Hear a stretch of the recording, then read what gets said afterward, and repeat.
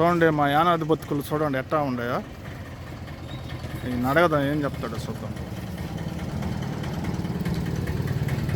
ఓ పెదానా ఎట్రా ఎట్రా అయ్యా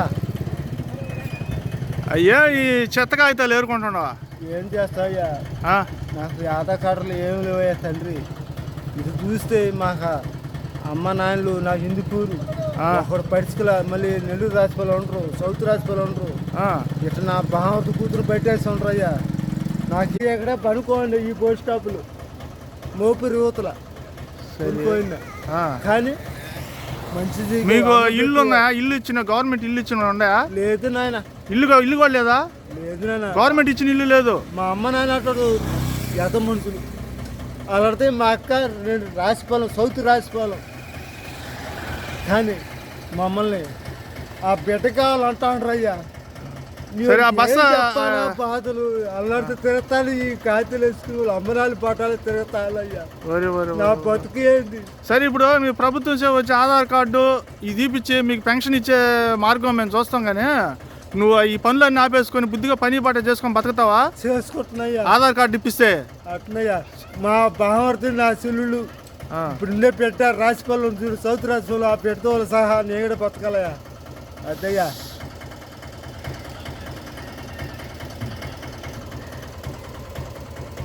చూడండి మిత్రులారా, మేము నెల్లూరు జిల్లా నుంచి యానాది మహానాడు అధ్యక్షులు మాట్లాడుతున్నాను. మన యానాది బ్రతుకులు ఎట్లా ఉంటాయంటే మీకు అదే కళ్ళకు కట్టినట్టు చూశారు కదా ఈ పెద్ద అని చెప్పడం. ఇతనికి 60 సంవత్సరాలు దాకా ఉంటాయి, కానీ అదే సేమ్ ఏంటంటే ఏ పరిస్థితులు అనమాట.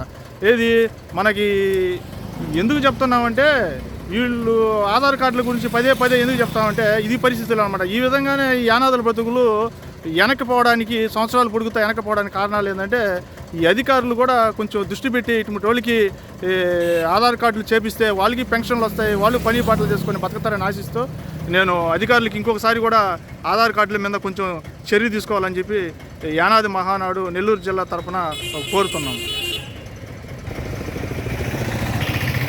అదేనా బస్తాలు ఏముందో చూపించు.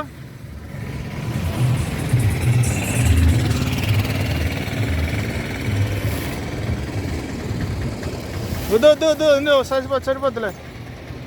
ఈ గుడ్లో కాగితాలు ఏరుకుంటుండవు, గుడ్లు కూడా చెత్త కుప్పలో ఏరుకుంటుండవు. చూడండి యానాది బతుకులు. ఇప్పటికైనా అధికారులు గుర్తించి ఎందుకు ఆధార్గా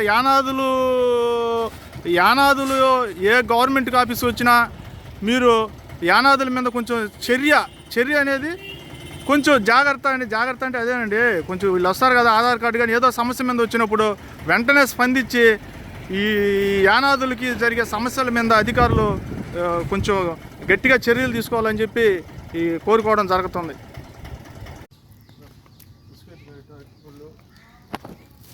వాటర్ బాటిల్ అర్థమైందా? ఇది కొట్టుకో. ఇదో మీకు ఆధార్ కార్డు నేను ఇప్పిస్తా, అర్థమైందా? ఈ ఏరియాలో సచివాలయంతో మాట్లాడి ఆధార్ కార్డు ఇప్పించి నీకు వయసు కూడా ఉంది కాబట్టి పెన్షన్ వచ్చే మార్గం చూపిస్తా. తర్వాత వచ్చేసి మన ప్రభుత్వం కూడా మన యానాదులకి ఎన్నో సహాయాలు చేస్తా. కొంచెం వాళ్ళు చేశారు మీరే అయిపోయా. సరే నేను చెప్పు మాట్లాడదాం. సరే ఉంటుంది. ఇప్పుడు నీకు ఆధార్ కార్డు నేను ఇప్పిస్తా, అర్థమైందా? ఆధార్ కార్డు ఇప్పిస్తా, వయసు ఉంది కాబట్టి వయసుతో కూడా నీకు ఆధార్ కార్డు వల్ల పెన్షన్ వస్తుంది. దాన్ని తీసుకొని నువ్వు పిల్లకాయలు పాకుకుంటా, నువ్వు కూడా ఏదో పని చేసుకొని పట్టుకోవాలి. చెత్త పేపర్లు ఏరుకోబాక, అర్థమైందా? ఇప్పుడు నీకు నెలకి 4,000 రూపాయలు పెన్షన్ వస్తుంది. ఆ పెన్షన్తో పిల్లకాయలను సాగుకుంటా, పిల్లకాయలను భారీ సాగుకుంటా. ఇప్పుడు మన యానాదులకు కూడా ప్రభుత్వం ఎన్నో సంక్షేమ పథకాలు విడుదల చేస్తుంది. ఇవన్నీ కూడా మనకి అందేలా చేసుకోవాలంటే మీరు ఆధార్ కార్డు ఖచ్చితంగా సంపాదించండి. ఆధార్ కార్డు వచ్చేటప్పుడు నేను చేస్తా, శుభ్రంగా ఈ పని బట్ట చేసుకో. ఈ చెత్త పేపర్లు వాడుకోబాక. రేపు నేను వస్తాను, వచ్చినప్పుడు నేను సచివాలయం నేను తీసుకుపోయి మీకు ఆధార్ కార్డు ఇప్పిస్తాను. ఖచ్చితంగా నువ్వు ఆ రోజు రా, నీకు 10 రోజుల లోపల నీకు ఆధార్ కార్డు ఏర్పాటు చేస్తాను. ఎందుకంటే ఇప్పుడు ఈ కలెక్టర్ గారు ఏం చేశారంటే ఆధార్ కార్డు వచ్చి 10 రోజుల లోపల వచ్చేట్టుగా మనకి అన్ని కలెక్టరేట్లకి ప్రభుత్వం పంపించింది. త్వరగా అయ్యే పరిష్కార మార్గం ఉందన్నమాట. అది కొంచెం చూసుకో. ఈ వాళ్ళు కూడా ఎవరన్నా ఉంటే ఆధార్ కార్డు లేని కూడా చెప్పచ్చు, నేను వస్తాను. సరేనా? ఏం కాకుండా ఈ అరటిపళ్ళు బిస్కెట్ తాగేసి రోడ్లో ఉన్నా కాబట్టి, లేదంటే హోటల్ ఉంటే భోజనం పెట్టించుండేవాడిని. సరేనా? తీసుకొని ఇవన్నీ ఆపేసుకో. నేను వస్తాను మీ ఏరియాగా.